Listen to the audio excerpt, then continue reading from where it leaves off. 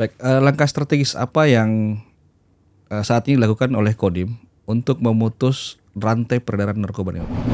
Kita melaksanakan kegiatan penindakan, dalam hal ini patroli, pembersihan tempat-tempat yang sekiranya terdapat benda-benda tajam yang dilarang untuk dimiliki oleh masyarakat.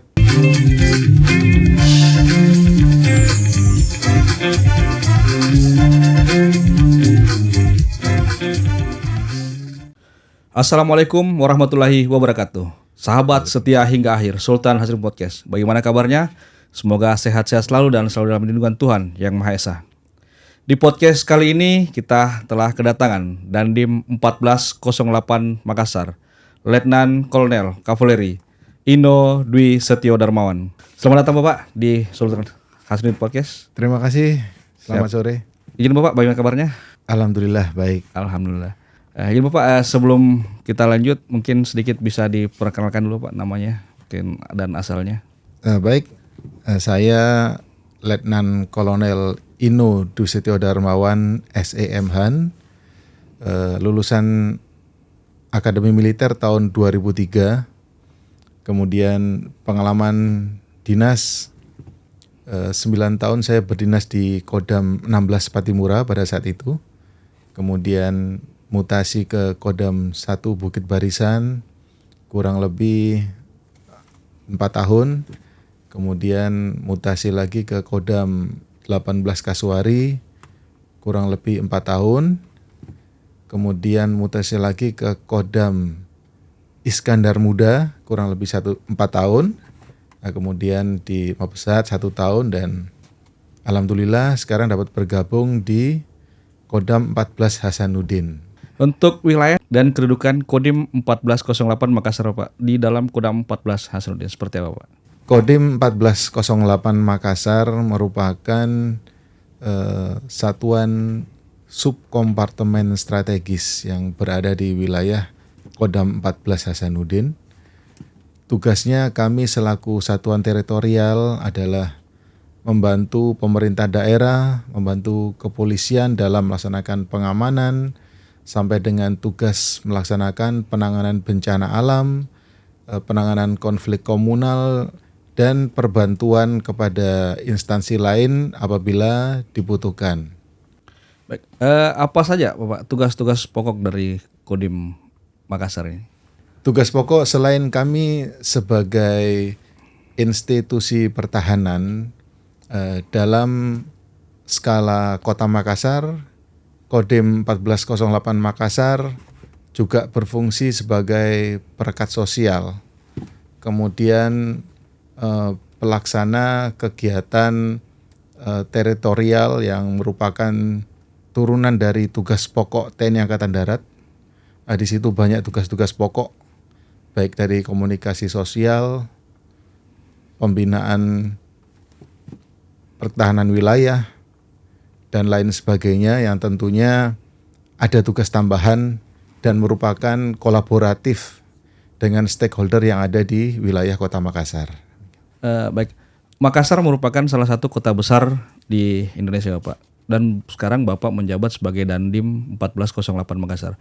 Permasalahan apa saja Bapak yang sering terjadi di Makassar ini? Dapat dikatakan Makassar sebagai miniatur Indonesia yang berpenduduk 1,7 juta, tentunya banyak dinamika dan situasi yang berkembang di wilayah Kota Makassar dengan adanya multiras dan salah satu gerbang terbesar di Indonesia Timur. Tentunya permasalahannya kompleks.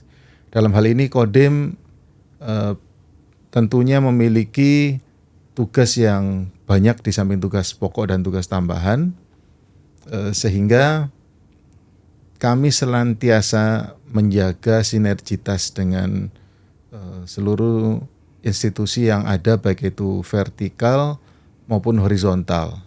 Nah, tentunya itu semuanya mendapatkan bimbingan dan arahan dari Kodam 14 Hasanuddin selaku Kotama Ops dan Kotama Bin yang berada di jajaran TNI Angkatan Darat. Beberapa waktu yang lalu Pak, terjadi konflik khususnya di wilayah Kecamatan Talo yang berada di dalam wilayah Makassar, mengakibatkan akhirnya beberapa rumah kebakaran. Bagaimana tanggapan Bapak sebagai komandan dan bagaimana langkah-langkah mengatasi kejadian konflik tersebut? Baik, berbicara mengenai permasalahan di Talo, tentunya memiliki sejarah yang cukup panjang dalam konteks perkelahian antar kampung, antar wilayah, sehingga kita tidak bisa melihat dari salah satu aspek keamanan. Tetapi sebagaimana yang disampaikan oleh Bapak Pangdam 14 Hasanuddin pada saat beliau memberikan pengarahan pada kegiatan bakti sosial dengan penduduk di Kecamatan Talo, bahwasanya sejatinya seluruh masyarakat menginginkan suatu kondisi yang kondusif bagi anak-anak untuk belajar, bagi orang tua untuk mencari mata pencaharian. Namun dengan adanya perkelahian antar kelompok, antar wilayah yang sering kali terjadi di wilayah tersebut, akan mengganggu keamanan di wilayah tersebut, sehingga terkadang masyarakat tidak bisa beraktivitas dengan normal. Tentunya hal ini membutuhkan perhatian bagi seluruh stakeholder yang ada di Kota Makassar. Kita tentunya tidak ingin dengan adanya nilai titik akan rusak susu sebelanga, sehingga penanganan ini memerlukan kerjasama dari seluruh pihak, baik itu pemerintah daerah, dari kepolisian, dari LSM mungkin, dari Kodim tentunya, dan dari seluruh pemerhati sosial yang ada di Kota Makassar. Itu secara garis besar. Terima kasih. Di Makassar ini kan kadang juga ada terjadi konflik-konflik antar remaja dan beberapa kelompok remaja. Mungkin penyebabnya kira-kira apa Bapak yang sering mengakibatkan konflik antar remaja di Makassar? Secara sporadis penyebabnya dikarenakan hal yang sepele, ya, karena adanya persinggungan antar kelompok karena permasalahan kecil. Kemudian mereka memanggil kelompoknya untuk mengadakan perkelahian, dan tentunya pasti terencana. Hal ini tidak bisa terlepas dari fungsi keluarga, fungsi pemerintah tingkat terendah yaitu RT, RW, kelurahan, sampai tingkat kecamatan dan kota, bahwasanya perlindungan secara internal di tingkat keluarga dan di tingkat kampung itu merupakan ujung tombak dari deteksi dini dan cegah dini sebelum aparat keamanan maupun aparat teritorial menyentuh permasalahan tersebut. Sehingga pada kesempatan kali ini juga saya menghimbau kepada seluruh masyarakat yang terutama terkait dengan permasalahan perkelahian antar kampung itu benar-benar menjaga anak-anaknya, menjaga keluarganya, dan menjaga wilayahnya. Karena kami yakin walaupun patroli bersama yang seringkali dilaksanakan oleh aparat gabungan, baik itu TNI dan Polri, Siskamling bergabung dengan warga masyarakat, Satpol PP dengan Kesbangpol, Dinas Sosial, dan seluruh institusi yang lainnya, itu tidak akan efektif tanpa adanya upaya yang dilakukan pada skala kecil dimulai dari keluarga. Bagaimana peran Kodim 1408 Makassar dalam kerjasama lintas instansi seperti pemerintah daerah, BNN ataupun kepolisian, Bapak? Kodim memiliki jadwal-jadwal yang sudah diatur untuk melaksanakan kegiatan bersama, seperti patroli bersama di titik-titik yang rawan, sosialisasi di bidang kesehatan, bahkan juga sosialisasi narkoba yang kita sampaikan kepada masyarakat dan tentunya anggota agar menghimbau adanya kehidupan yang jauh dan bebas dari narkoba. Itu salah satu yang kita laksanakan di wilayah Makassar. Demikian. Baik, langkah strategis apa yang saat ini dilakukan oleh Kodim untuk memutus rantai peredaran narkoba ini, Pak? Baik, berbicara untuk memutus mata rantai, secara teknis kita tidak terlibat langsung. Tetapi secara esensial kegiatan teritorial yang dilaksanakan adalah melaksanakan mitigasi penanganan permasalahan sosial. Seperti kita laksanakan kegiatan Babinsa masuk desa. Babinsa melaksanakan penyuluhan-penyuluhan. Babinsa melaksanakan kerja bakti, karya bakti, melaksanakan memimpin kegiatan ibadah, baik itu ibadah di masjid maupun di gereja. Itu semuanya mitigasi sosial yang dilaksanakan oleh Babinsa, oleh Koramil setempat, dan Kodim tentunya berperan dalam hal ini. Itu tidak kita laksanakan secara mandiri, tetapi berkolaborasi dengan Babin Kaptipmas, dengan Dinas Kesehatan, dengan Dinas Sosial, dan banyak lagi yang lain yang kita laksanakan. Itu salah satu strategi yang rutin kita laksanakan. Yang spesifik kita laksanakan adalah melaksanakan kegiatan penindakan. Kegiatan penindakan ini kita laksanakan ketika eskalasinya sudah mulai tinggi. Seperti yang dikatakan di awal tadi, ada belasan rumah yang terbakar, sehingga kita melaksanakan kegiatan penindakan. Dalam hal ini patroli, pembersihan tempat-tempat yang sekiranya terdapat benda-benda tajam yang dilarang untuk dimiliki oleh masyarakat. Termasuk kita juga pernah menemukan paket-paket narkoba kecil di situ yang tentunya sangat memprihatinkan. Dan sekali lagi saya menghimbau kepada seluruh masyarakat Kota Makassar agar menjauhkan dan mengawasi anak-anaknya dan keluarganya dari pengaruh narkoba. Demikian. Kolaborasi apa yang paling efektif yang dilakukan oleh Kodim 1408 dengan pemerintah daerah, tokoh masyarakat, dan tokoh pemuda dalam mencegah terjadinya konflik kembali, Bapak? Apabila kita urut secara mendasar, mereka membutuhkan pendekatan yang lebih banyak dari kita semuanya, baik itu masyarakat sekitar, aparat maupun pemerintah daerah.